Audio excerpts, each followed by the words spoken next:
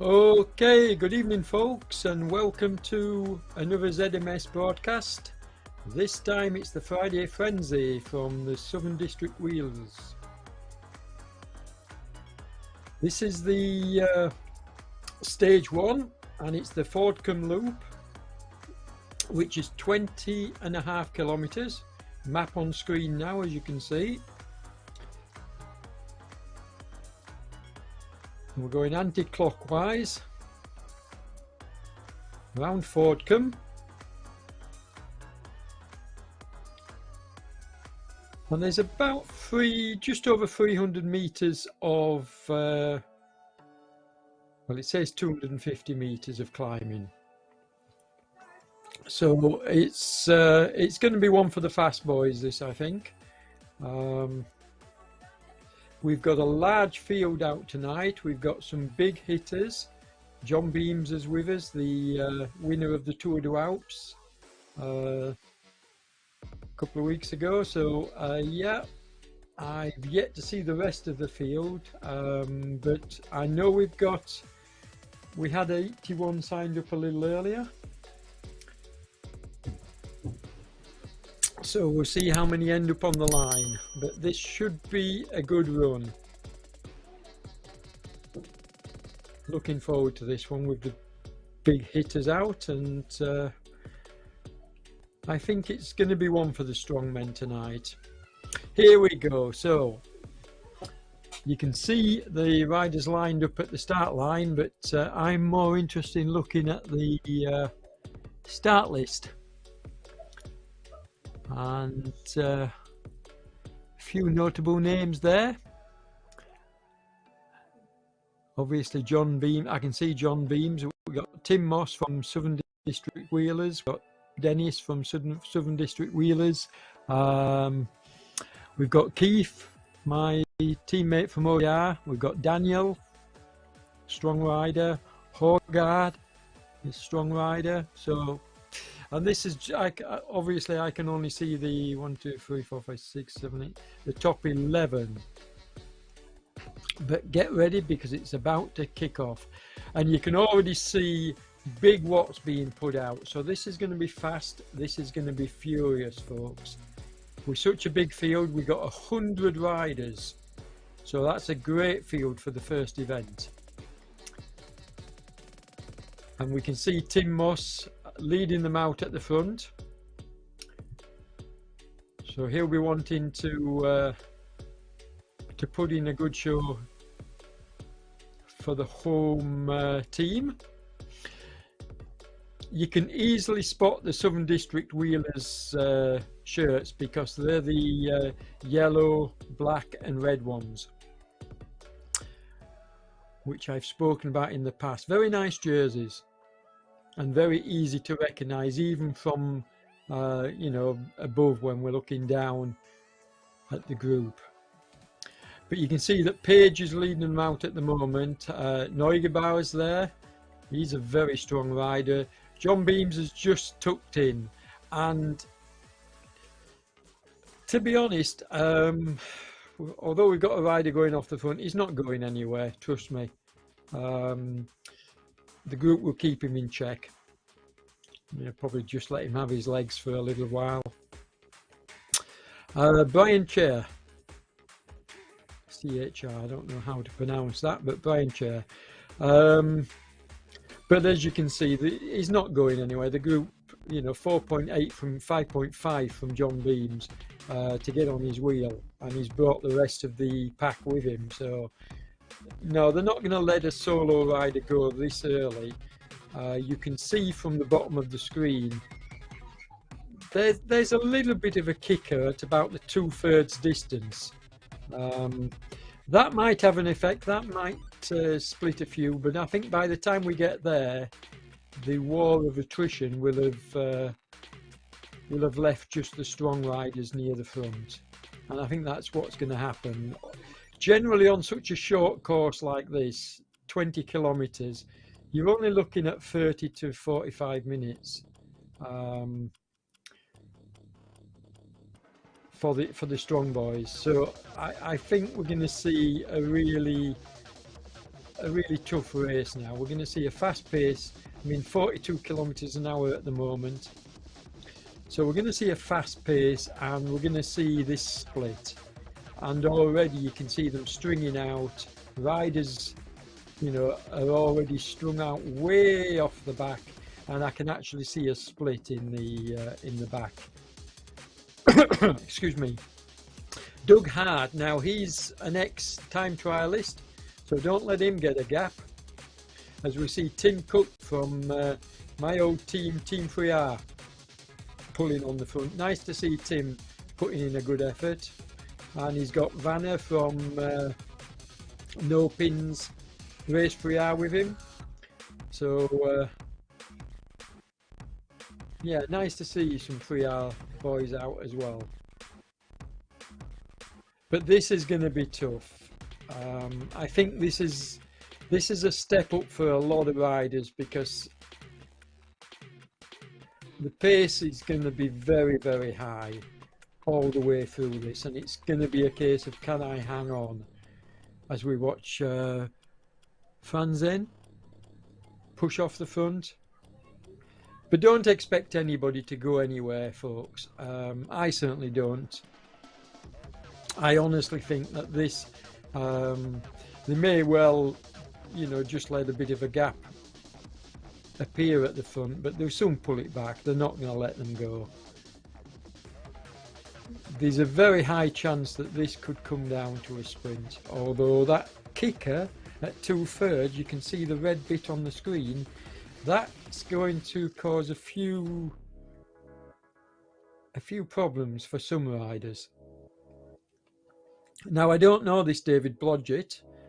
He's not in my database or in my rider's notes. I think it's the first time I've actually seen him. Franzen obviously is jumping to get on his wheel, and they've got a 16-meter gap. Oh, there we go. So Franzen's gone on his wheel. They've got a 17-meter gap. They need to keep an eye on this. If it gets out to more than 20, then you know, it could prove very difficult to pull back. But look at the group. They're not panicking. They're just letting them go, basically. Wout Hart, though, now he's a previous winner and a very good rider. He actually took the win in the Moon Riders Stage 2, I believe. So a very strong rider from out of the Netherlands, which is where I am at the moment, as we watch Blodgett. And the gaps come down now to sort of like 8 meters. Excuse me. So yeah, this is although the group is, you know, the group is a little bit way behind, but the thing to remember is that when you've got a rider off the front and then you've got riders in between, sort of like bridging, that sort of like helps the chasing group. But they need to pull this back. This rider's going strong off the front.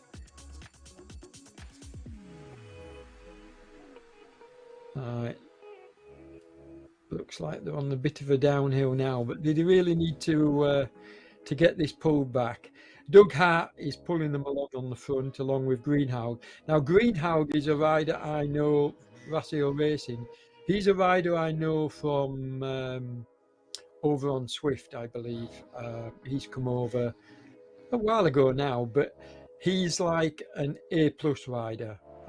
He's next level. So expect him to have a say in this race, and in fact, there you go. He's with Doug Hart, and Doug is an amazingly strong rider. Like I say, an ex-time trialist. Well, he probably still is a time trialist. I know him from way back when I lived in Leeds.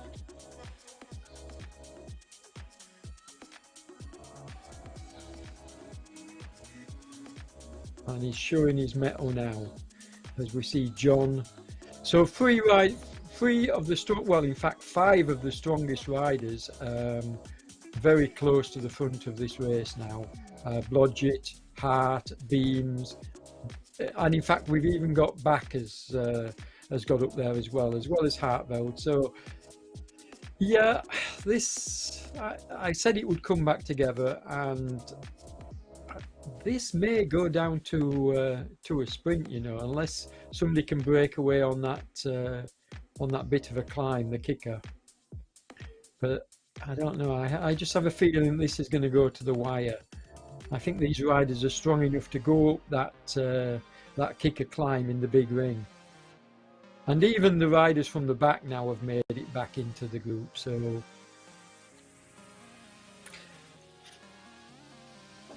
you can see from the graphic on the bottom of the screen, which has now just been obscured by the Kester Dobson graphic. There we go. You can see the paddle shows where the leading rider is, but you can see how strung out the riders are behind the white dot. But this is a big group and they're all together. So yeah, my guess is that they're going to arrive at that climb more or less as a big group, and then they'll duke it out there, and we'll see who manages to pull away.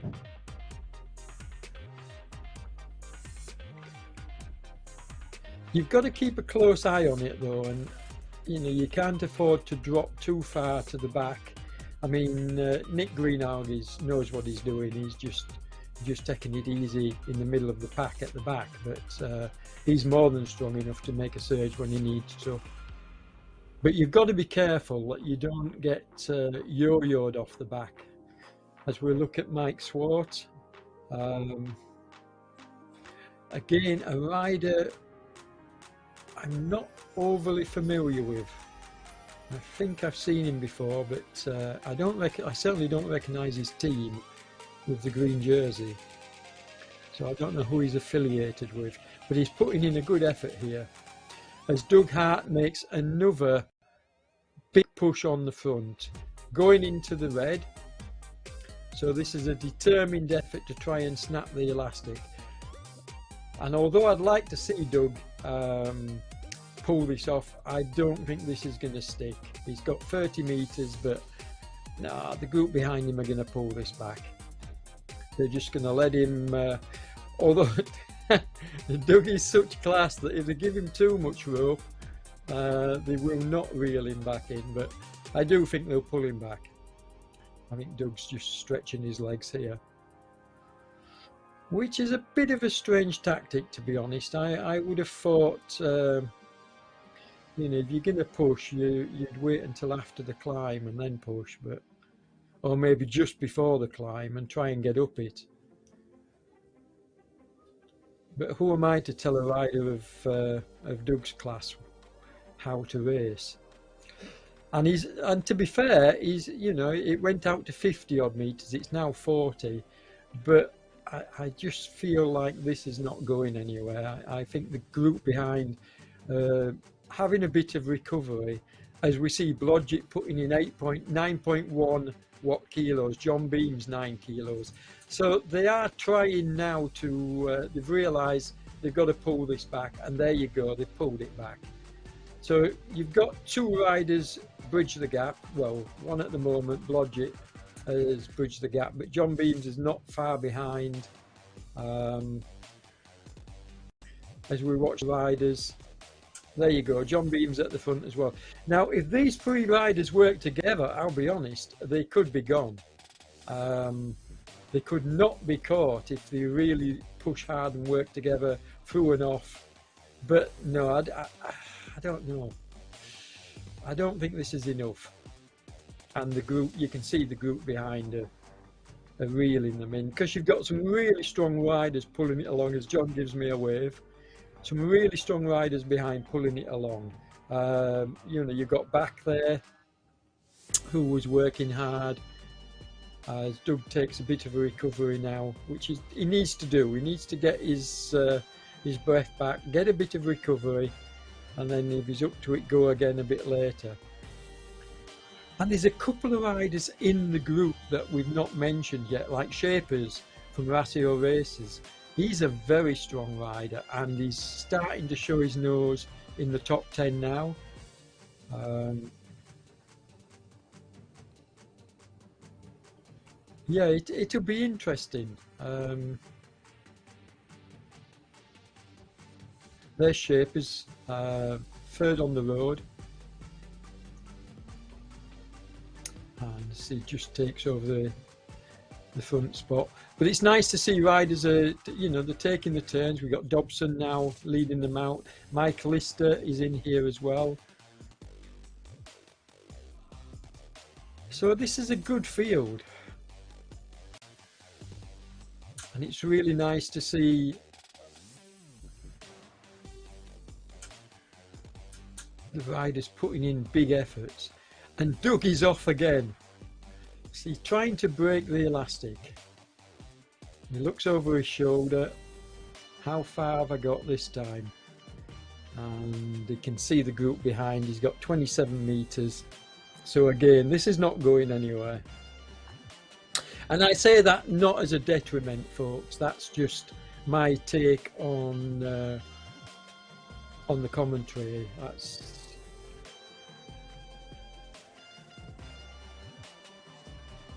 It makes for very exciting racing, though, when you've got a rider like Doug prepared to sort of like jump off the front. I mean, in some of the tours, we've seen this kind of tactic done by teams, where they'll send a man off the front. When he's caught by the group, they send another man, and then when he's caught, they send another man. And we saw this in the first Moonriders tour from Nopin's Race Priar. They had some excellent tactics in the race. Sadly, they couldn't convert it, but they really did ride a very, very canny race. As you can see, the graphic once again on screen showing where the riders are. So remember to tie this in with where the actual riders are, folks. It's quite a steep climb by the look of that graphic. So although it's only short, 26 meters it's saying, so it's only a short climb, but it's going to, I think it's going to split the field. As we watch Divola on the front. Rider from Belgium, not overly familiar with this rider either, Fabian. What I do is I make notes, and then I look through my notebook to see whether the rider's in my notebook and which races he's taken part in, but he's not in my notebook. Hartveld certainly is. He's a class rider. Now I think this is Nick Bowen. That's just taking a push on the front. Oh no, it's Fig now at the moment, but I think Bowen's not far behind him.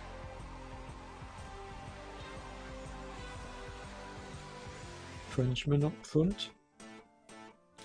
But you can see Doug is just itching to get off the front again. He takes a little bit of recovery and then he's there just shadowing the front. But we've got Back leading it out. Who else we got up front? Now, another rider that I more or less ignored in the first running of the Moon Riders stage 1 was that Poco, because he was virtually invisible, but he didn't half finish strong. And you can see he's not putting his nose out the front just yet, but he's there. He's in this group as we watch Doug Hart. As I say, I know Doug very, very well. He's a good lad. He's a big rider, big strong rider.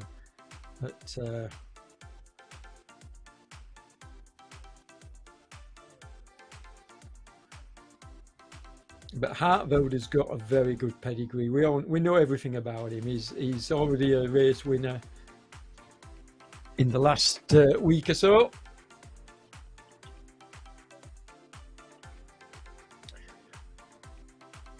him and John Beams are working together.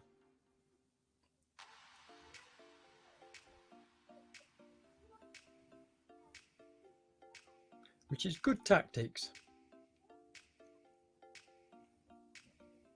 Now they're on the climb now, so this is where, you know, if John and Hartveld are going to make a break, this is where they need to do it. This is where they need to really give a push. But I think we're going to see the climbers closing up on them as well. Hartveld is away. John will be trying to hold the pack behind, and then once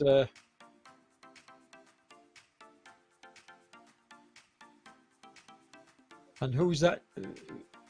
Vignow jumping off the front, the Frenchman, putting in 9.8 watt kilos.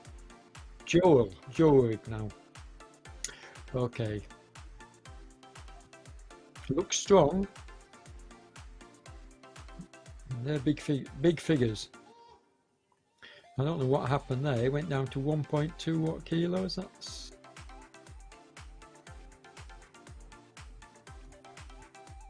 so it's only a short climb. They'll be doing this in the big ring. Really pushing it here. It's 10%. So I said it was quite steep.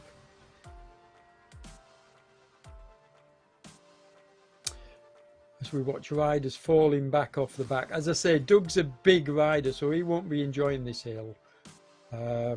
I'm surprised to see Nick Greenhalgh back in the 10th place. And we watch Divola now take the lead. 5.9 watt, 6.1 watt kilos, 6.4. So Fabian's putting in a fabulous ride. High watt kilos that.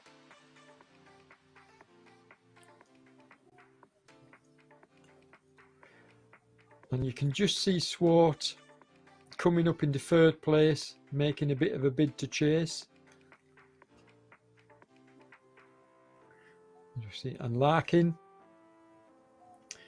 So Hartveld has dropped back to 5th place now, which is a bit of a surprise. But we're seeing some big numbers here.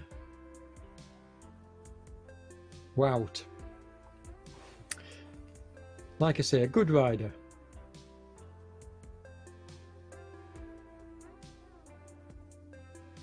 John dropped back into 7th, but he can close some of this distance. Now, because it's only such a short climb, and the leader's got a big gap, 170 meters. So, in terms of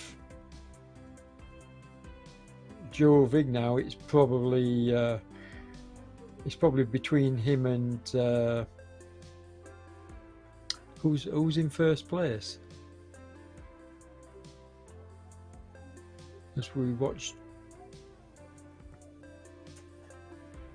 Divola, yeah. So these two, it could the win could be between these two if they manage to keep this distance going. Although it does look like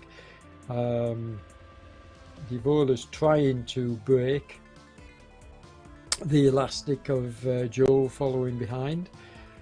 And then we've got 100 meters, folks, and that's a big gap to try and make up. I suspect that's not going to get closed. I mean, a fast-moving group can close a gap fast, but I just think that this might be a little bit too much to ask. But we'll see. Don't never say never. I've seen bigger gaps close down, but as we take our first look at Keith, my teammate from OTR, Keith Aitchinson. Now, what we could do with Greenhalgh, Keith, Lyndon Poco and Shapers, who are all very strong riders. We could do with these coming together with the riders just in front of them. And if they put in a determined effort, there you go, there's Keith Aitchison. Currently residing in Spain, Barcelona. beautiful city which I visited a few years ago, and he's not far off my my weight, isn't Keith? 64 kilos. But they really need to be putting in a bit of an effort if they want to close the gap. I don't see them doing it, to be honest. They're now 200 meters behind the group in front, and I think that's going to be too much to ask. So we're having a look further down the field. Big Duck Hart, he lost it on the, which is probably one of the reasons why he was pushing off the front, because he knew he would lose ground on the climb, and that's proved to be the case for some of the bigger riders as well.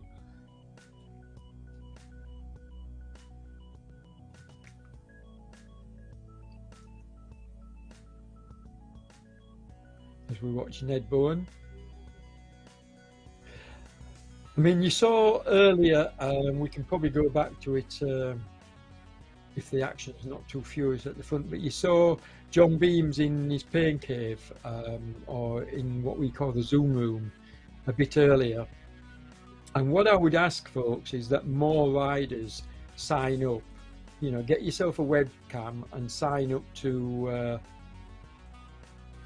showing yourself off, as we watch Fleming Back and Jan Vanna from No Pins. But yeah, it would be nice if more riders showed themselves off and verified themselves, you know, with a webcam, because sometimes, you know, I watch these terrifically high wattages being put out, and it's not a problem if it's just bursts of wattages, but when you see a rider putting out sustained effort for quite a few kilometers, it does raise niggles that, is this rider verified? And all the good riders are, you know. But there are a lot of riders which I've not heard of, which they come along and put out stunning wattage, and it may well be legit, but I just wish they'd take a bit of action to verify themselves. Now, has this come back together? Is this, it's showing one? I can't believe this has come back together. Wow. Well, there you go, folks. The chasing group actually caught up with Vignau and Devoe, and that rather surprised me. They had 100+ meters, and Beams and Co have pulled it back. What a fabulous effort. That is stunning. That's, I wish we'd been able to see that. Obviously, we can't cover the action further back off the front and then cover the action at the front at the same time. As you watch John working off the front, and you can see him in his pain cave, and this is what I'm talking about, folks. You can see the effort he's putting in on his face, the grimaces. Let's have more riders doing this. It's something which I'm going to constantly push for on RGT, because there's too many riders that aren't verified. I mean, Greenhalgh is well verified. He's taken part in national, probably international events as well over on Swift, so he's well verified.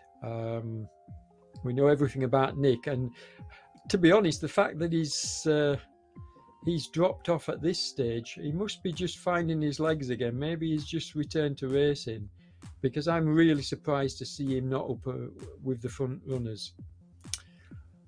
But we've got some big hitters up front, and it's strange that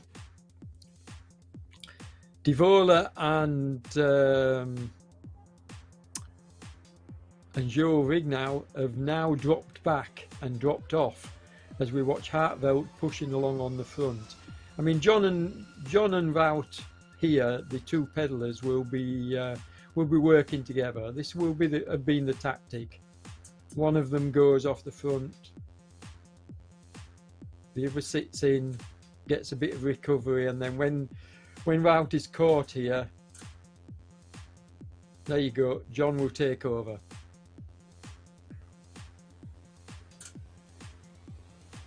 So it's looking like the winner could well come from these 6 riders.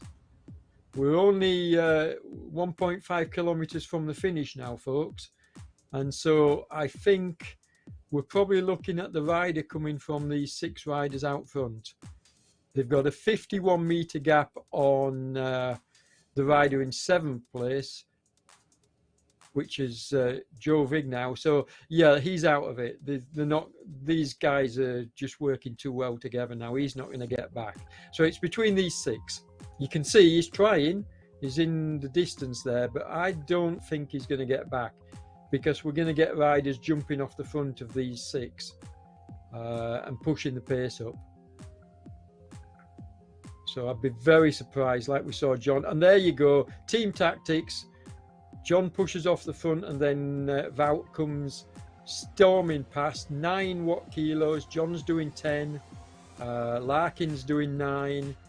Swart is doing 9. You know, they're pushing out really big watts here to try and make this stick. And they've opened up the gap to Vignow to 110 meters. So he's gone. He's out of it. I'm surprised to see Divola has come back to this group, to be fair. He burnt his matches earlier on. I don't expect he's going to be in with a shout. Although he's proving very strong, he's hanging on as we watch Swart make a jump off the front. But Hartveld, 11 watt kilos, 13 watt, even 13 watt kilos to jump back onto his wheel. And Hartveld is very, very, and there he goes, he's gone straight past. Now, I imagine Swart will jump on his wheel. Yeah, there you go, Blodgett. So these 2 are working together. We've got 2 teammates here. Not sure which team it is, but they're working together. As you can see, Hartveld. Oh, Blodgett is going to get it. Blodgett took it. He stole it from Hartveld. Divola just got 3rd. I think it was John Beams in 4th. Yes, it was. Swart in 5th. And Larkin's coming in 6th. What a good ride. Blodgett came from nowhere, and we've hardly mentioned him in the commentary, and that's the sign, folks, of a really canny and good rider. If you're not getting mentioned, if you're not getting seen by the commentary team, it generally means that you're tucked in, you're staying out of the wind, you're doing as little as you can on the front, and then you take it at the end. That's very, very good racing. Well done, Blodgett. I mean, we've seen that kind of tactic before. In fact, we've seen Lyndon Poco do that, where he's stayed off the radar and then come strong at the end. But that surprised me. I wouldn't have picked Blodgett because I hardly even recognised him in the group. So fabulous tactics. Well done, David. David Blodgett. I don't know what team you are, but I will certainly be looking you up, and you will go in my notebook because you're not in it at the moment. So watching Yogi Boy and Daniel. Now, I'm surprised Daniel's down in 20th place. I expected him to stay, you know, with at least the 1st or 2nd group. So this is a bit of a surprise. Let's watch Gardner coming in from Southern District Wheelers. Just pipped on the line by Jones. That was a good one. Tim Moss coming in, another Southern District Wheelers rider. Beautiful kit they've got. I do like this red, yellow and black. As we watch King coming in, and he's just being pipped by Brooke Larvel. I say he's just being pipped. It looks like King's going to try and get on his wheel. So these 2 could be fighting it out. There's Peter, my teammate. Now, is Peter going to be able to hold King off, or is King going to come round? I think, oh yeah, he's just lost out on the line. Good tactics. Mike Lister coming in.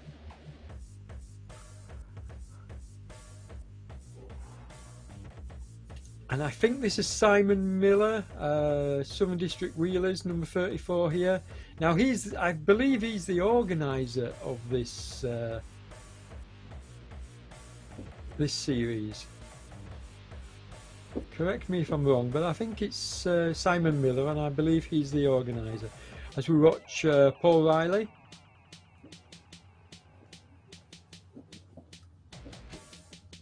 I think it's Paul.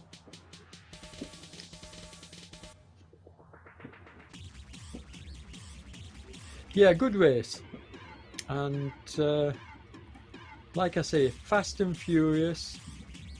But what was a bit of a surprise to me, and I'm sure to you as viewers, was the way that we had those riders go off the front, and they got about 120 meters, and I didn't expect them to be caught on this undulating or flatter section. And yet the group pulled them back in no time at all. What a fabulous effort. And then it was just hell for leather to the line. Wow. You watch another SDW, Southern District Wheelers rider, Duffy B's coming in from Scotland. And obviously riders just pushing for their individual places, which is what it is when you further on two Southern District Wheelers here, Page and Wybrow. And are they going to fight it out between them? So it looks like they are, both into the red, both fighting it out. I love to see that. Teammates fighting it out for the minor placings. That's good to see. But this has been a good turnout as well. I mean, we had 100 riders on the line. How many are we going to see finishing as we watch the tail end of the field coming in? Now, when this rider's finished, folks, we'll have a little bit of news for you. I'll give you more details about what's upcoming, specifically from the OTR team. We've got some tours coming up. So we'll give you a bit of news, but then we go into the third stage of the Moonriders tour, and I'm not going away. I'm staying online, and we'll be bringing you that. Oh, what time is it now? Yeah, in about 25 minutes. So give or take, yeah, a little bit less than 25 minutes. We'll be running the third stage of the Moonriders tour as we look at the results now, down to 30th place. And yet the riders that I expected to be up there at the start, not the order that I would have picked. I didn't actually call a winner in this one because it was too fast and furious, but had I done so, I would probably have gone with the two pedalers, Wout and John Beams, but Wout was certainly caught napping by Blodgett, who put in a superb sprint at the end. And watch Goldberg coming over the line, and Beattie.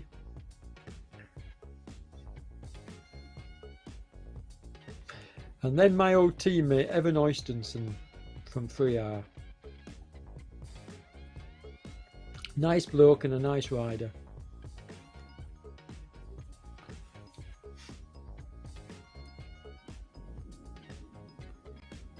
And then we're going to have the Danishman Koch coming in.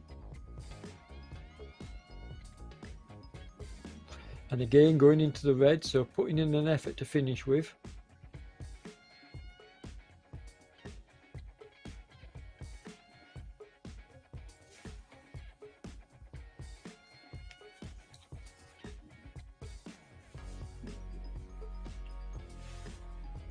Now I'm going to try and help out Damon, and also I'm going to try and cover a few of these events if I can. But Friday nights is pretty difficult for me. It's not so bad for the late and the Moonriders tour, which kicks off at 7:30, because by that time the girls are in bed. But earlier can be a little bit difficult for me because it's my partner's night out generally, and so or night off, So I can't do the earlier stints every week, but I'll see what we can manage and see whether we can restart racing is the team. Okay. Thank you, Matt.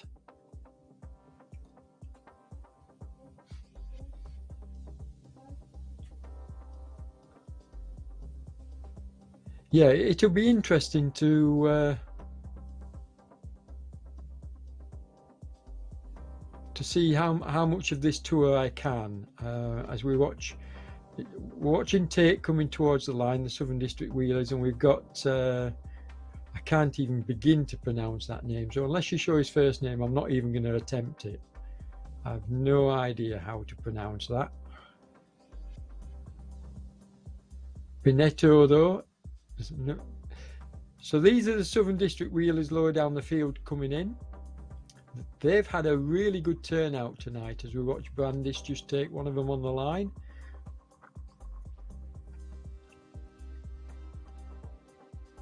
We've seen IK before.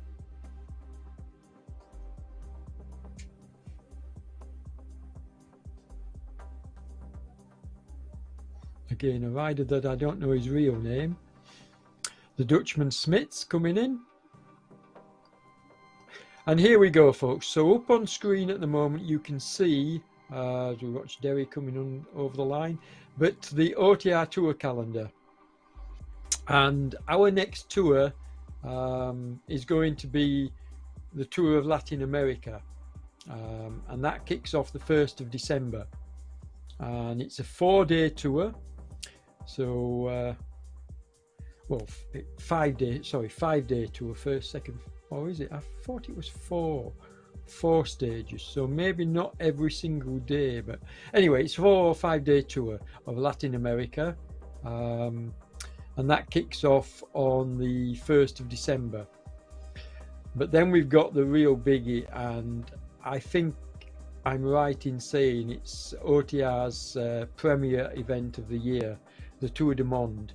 Now, we ran it last year and I covered a good deal of it on my channel. So if you go to my YouTube channel, you can see the races before I joined OTR.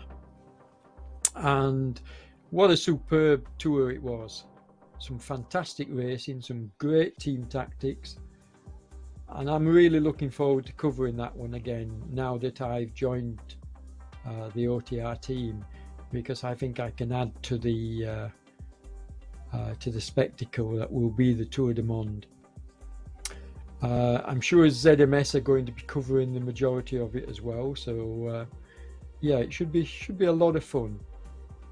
And then in February we've got the Tour of Oceania. That's another 4-day tour, so another shorter one. And then later on in February we've got the Tour of North America, and that's a slightly longer tour. That's a 2-week tour, and again similar to the Tour du Monde, but this time North America.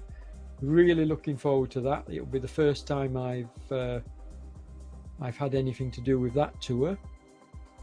Then we've got another 4 or 5-day tour of Asia, but that's later on in the year, folks, and I'm sure there'll be other events in between. That's not until next October. And then of course the Tour des Alpes, which was a huge success this year, and in fact I think possibly the hardest tour so far on RGT, the Tour des Alpes. It was phenomenal. It was originally called the Tour de Suisse, but we had to change the name to the Tour du Alpes, and what a tour it was as well. As we watch Dennis from Southern District Wheelers coming in, although it looks like Elgie's getting the better of him on the line. Yep. Isn't it nice to see fights happening right at the very tail end of the ride? So yeah, lots to look forward to with the OTR tour, but this doesn't tell the full story, because there's going to be other events in between these tours, and I even have a mind to run In fact, no, I'm going to leave that for we've got a news program. We've got an OTR news program going out on Monday, probably just after lunchtime on Monday, when I'll do a roundup of all the weekend's racing, and give you all the OTR news. But I'll also make a bit of an announcement as well about an event which I will probably put on. And looking at the dates on the calendar, I'll probably wait until March or April, fit it on the calendar then. So I'll announce that on Monday. Need to speak with my boss James first. So we're watching the tail end of the riders coming in now. Elliot's coming in, and then we've got Houslop, Simone, the Frenchman.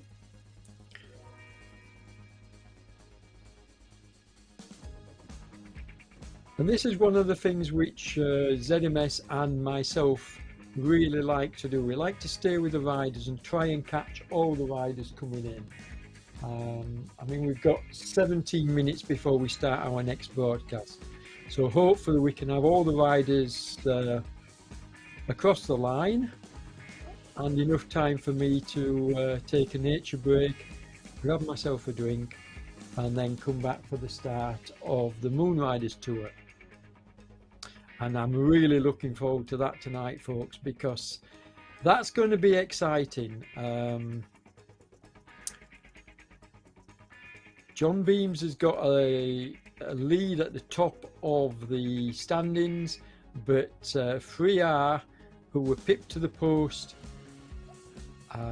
in the first race and pushed back a little bit in the second, they could well come out and try and throw their team tactics again at it tonight. So I'm looking forward to it. I think it's going to be an exciting race. But this has been a good one. There's been some really good racing tonight in this, as we're watching the riders come home here. How many more have we got to go? We've got 2 more riders to come. We've got, although no, Streck isn't pedalling at the moment. So Houslop is the last rider to come in, and he's only got 900 meters. So here we go. I didn't see a 1 kilometer to go banner. Did I miss it? Because I didn't see it when they were racing either. And that's a bit of a shame. Maybe we should have had a 1 kilometer to go, because it would have given me a heads up as well. Because I'll be honest, David's Blodgett's jump off the front caught me a little bit by surprise. We did cover it, but it did catch me a bit by surprise, and I think the 1 kilometer to go banner would have helped me in that respect. So if you're listening, the organisers, see if they can't put one in your future events. A Flamme Rouge, or 1 kilometer to go. Unless I've missed it, I might, which, you know, I could well have done, but I don't think I did.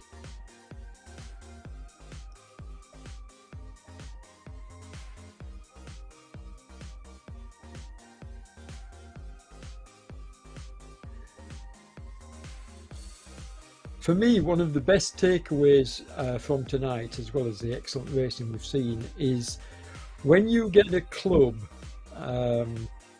putting on a race series, it's always really good if that club's members can turn up and actually take part in the race themselves, you know, all the way down the field. And we saw that. I don't know exactly how many. In fact, next time out, I'll actually make a note of that. But I don't know how many of the SDW riders were taking part tonight, but there was a lot, an awful lot of their riders, and that's really good to see. Certainly in real life, that's something that with the different clubs I was a member of, we always push for. You know, Huddersfield Star Wheelers was one club. Which incidentally, their team kit looks very similar to the Southern District Wheelers kit, red, yellow and black. with a huge star. As we watch, Houselop has just finished, so he's the last rider. So what we're going to do now is just show you the results and the finishing positions, and then we'll get on to I'm going to have to go for a bit of a break, so I'll wait and see. We'll probably slot in a few adverts between the two races before we start the Moon Riders tour. So I'm going to wait until the adverts come up, and then I'll nip well, no, I'm not going to wait for the adverts because that will be too late.